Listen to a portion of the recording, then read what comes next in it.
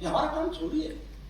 हमारा काम सुनाना है, हमारा काम आपके दिलों तक पहुंचना है। और अगर दिलों तक पहुंच जाए तो फिर क्या ताकत के आपके हाथ न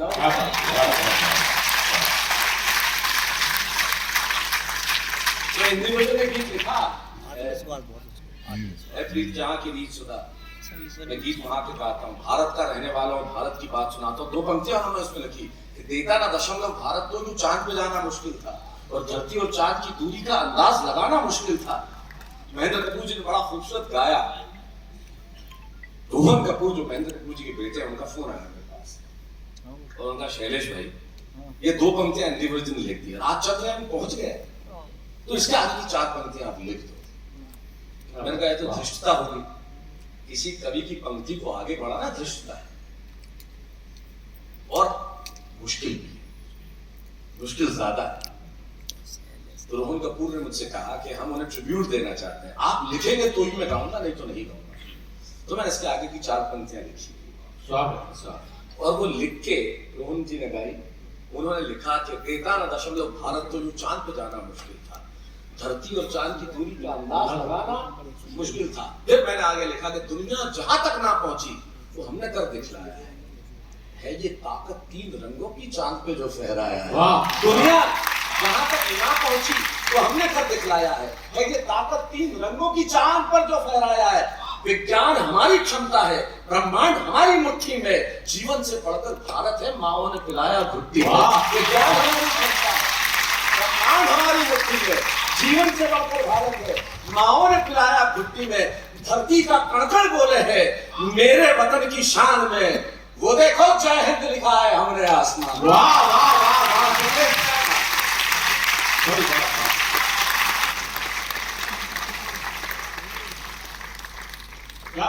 देश जब भीतर होता है तो रगों में दौड़ता है। आप शराब को चीर लीजिए, हिंदुस्तान निकलेगा।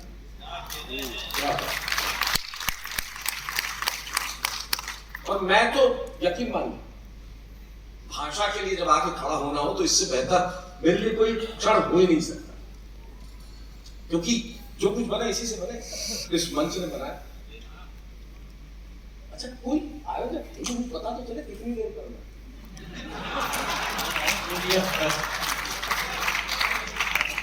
वंदना जी थी, निकल गई, रितेश था, निकल गया, शशांक है, तुम्हारा होगा पेमेंट हो गया। ये तो इसीलिए टिके हैं, ये मजाक की बात है, आनंद की बात है। आज तक जो कुछ हुआ है हिंदी की वजह से ही हुआ है, वरना मैं 8x8 के कमरे में पला हुआ लड़का, जिसे आपने करोड़ों लोगों के दिलों का शैलेश टोला बना दिया। और क्यों तब मैं कहता हूँ क्या थी मेरी जिंदगी और भाषा ने मुझे क्या बनाया, मैं यहाँ तक पहुंचा। और पहुंच के तब कहता हूँ तब क्या थी मेरी जिंदगी कि सुबह सुबह मोहल्ले में पानी भरने के लिए जाना। मैं हैंडपंप से पानी भरने के लिए जाता था 2 बाल्टियां लेके, पानी की जरूरत थी और इसलिए भी जाता था, पड़ोस की लड़कियां भी जाती थी। स्पष्टवादी था इसमें, है ना। मैं तेरी बात से सहमत नहीं जो तूने गीत पढ़ा था, बहुत हिपोक्रेट पाखंड है वो। तूने भी शादी की है, तेरे भी 3 बच्चे हैं।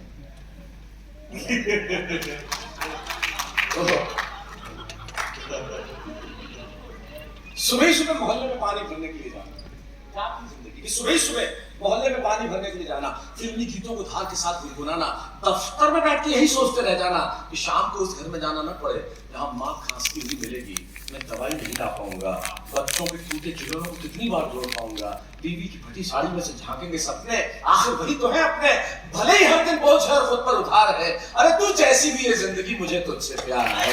ये जिंदगी वो है ना, वो है जो आपको देख रहा है कि आप कहाँ क्या कर रहे हैं। वसीम बरेलवी साहब क्या खूबसूरत कहते हैं, लोग मुझे कहते हैं, आज दिन में पत्रकार मित्र बैठे थे, आप इतने सहज क्यों, आप घमंड क्यों नहीं करते। मैंने कहा मैं किस बात का घमंड करूं, मुझे बताओ। मैंने कहा ये जो आपके सामने बैठा है 5 फुट 10 इंच का ये व्यक्ति, क्या मैंने तय किया था कि मैं इंसान बनूं? मैंने तय नहीं किया। क्या मैंने ये तय किया था कि मैं उस घर में पैदा हूं जहां मेरा बाप कविता लिखने पे और पढ़ने पे बैठते हैं। अरे टकला दिख रहा, तू इस साइड तो आ लो, इस तरफ। आँख नाक कान सलामत थे। क्या ये मैंने तय किया था करोड़ लोग मुझे चाहे, जब मैंने कुछ भी तय नहीं किया तो मेरा है क्या जिसमें मैं घमंड करें?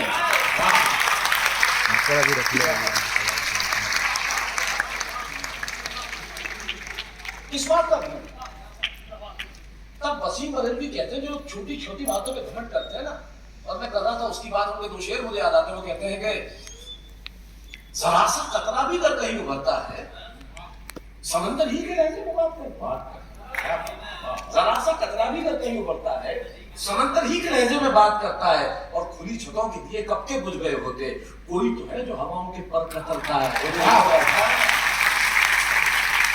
तो सबसे बड़ा आसान है और उस पर विश्वास, और एक बहुत बड़ी बात करके जाना चाहता हूँ। संजय तुम भी सुनना काम की बात ध्यान देना कमलेश। तब मैं कहता हूँ आप लोग परेशान हो जाते हैं, दुखी हो जाते हैं, पता नहीं क्या हो रहा है जिंदगी में, ये हो जाते हैं वो हो जाते हैं। आप एक बस में बैठते हैं, ड्राइवर को नहीं जानते ना, सो जाते हैं जाके। ट्रेन में आपको मालूम है कौन चला रहा है, सो जाते हैं पे कान की। एरोप्लेन में कॉकपिट के अंदर कौन पायलट बैठा आप नहीं जानते, किताब पढ़ते हैं सो जाते हैं।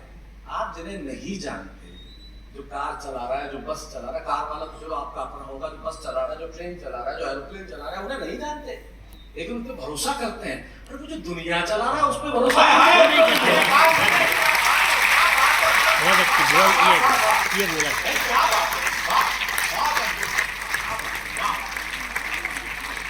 उस पर भरोसा करो ना।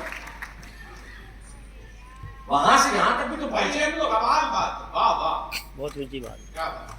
मुझे अपने माँ से पूछना पड़ता था तनख्वाह आ गई क्या, क्योंकि पेंसिल खरीदनी है। मेरे घर में पहला सोफा किराए का था, टेबल किराए की, वो भी जब मैं ग्रेजुएट हो गया था और 2 साल लॉ के पढ़ चुका था। उसके बाद से जहां तक भी पहुंचा है, जो इनकी भाषा में देश का सबसे ज्यादा पैसा लेने वाला कभी हाँ हूँ। छाती ठोक के लेता हूँ, सीना तान के लेता हूँ, सरकारों से भी लेता हूँ। हाँ मैं लेता हूँ, क्योंकि इस देश में, जिस देश में कम वस्त्र पहन के अश्लील नृत्य करने वालों को लाखों मिलते हो, कलम उठाने वालों को उनको ज्यादा मिलते हैं।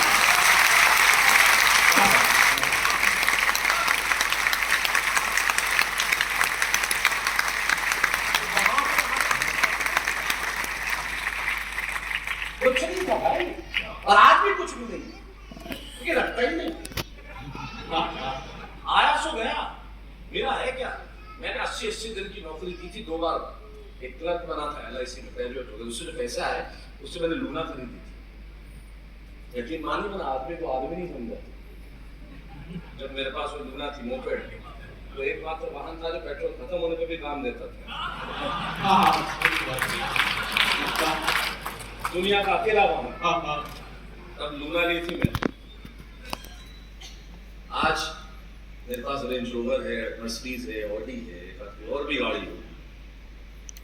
मैं जब उनमें बैठ के कभी कार चलाता हूँ ना, तो आज भी अंदर बैठ के लूना ही चला।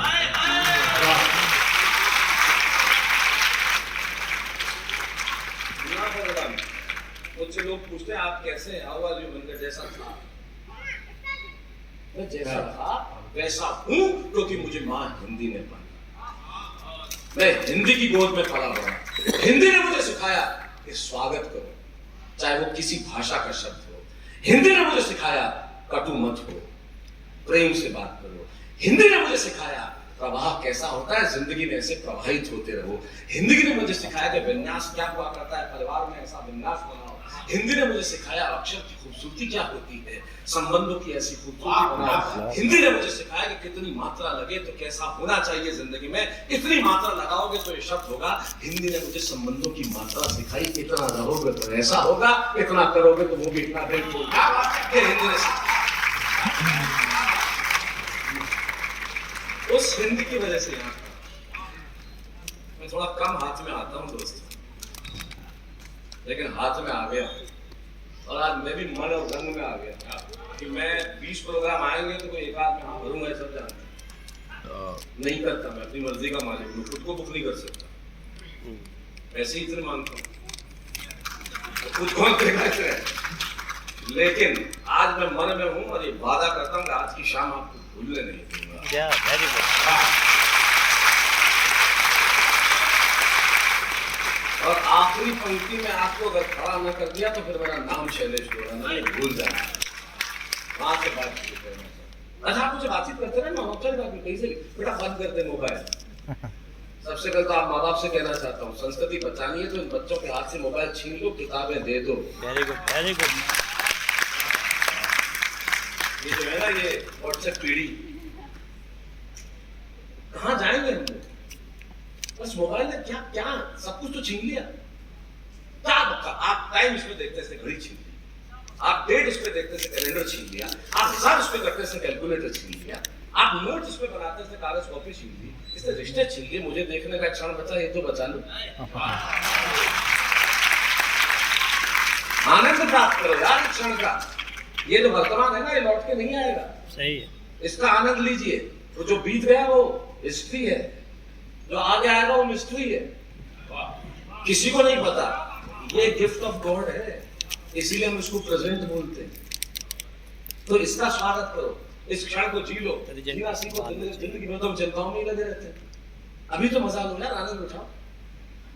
कहाँ है? और अगर यादों को कैद करना है, कैमरों में नहीं, दिल के कमरों में।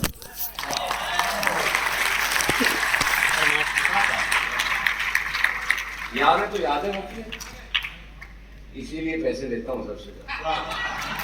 शिक्षा भी अच्छी देता है। ये छापे नहीं, मैं दिल का आदमी हूँ। मैं वही बात करता हूँ जो मैं आपकी आसपास की बात करता हूँ।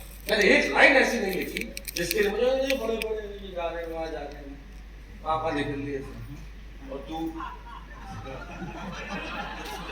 इतना गुस्सा आ रहा था मुझे बैठे हुए। औरतों का सम्मान किया कर, मेरी वाली लुगाई तू भी रख के देखना। शर्म आनी चाहिए तुझे। ये हिंदुस्तान की औरतें ये डब्बा हिला के बता देती है कि डब्बे में जीरा है कि राई है।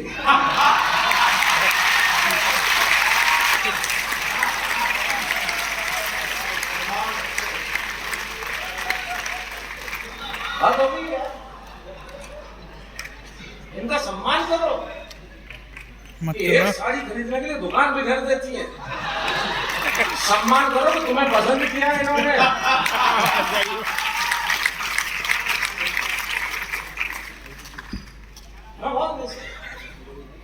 इनका सम्मान करो। इंटेलिजेंट औरतें हिंदुस्तान की। आप हिंदुस्तान का मर्द घर में चल रहा हो, पहली बात तो पोछा लगाओ तो चल ही नहीं सकते। कांस्टेबल ने फोन किया थानेदार को, साहब इधर एक मर्डर हो गया है। क्या हुआ, क्यों हो गया? साहब घर में पोछा लगाया था, आदमी निकल गया तो औरत ने मार दिया उसको। तो तूने गिरफ्तार किया कि नहीं? अभी तक नहीं किया। क्यों? बोले सूखा नहीं है पोछा।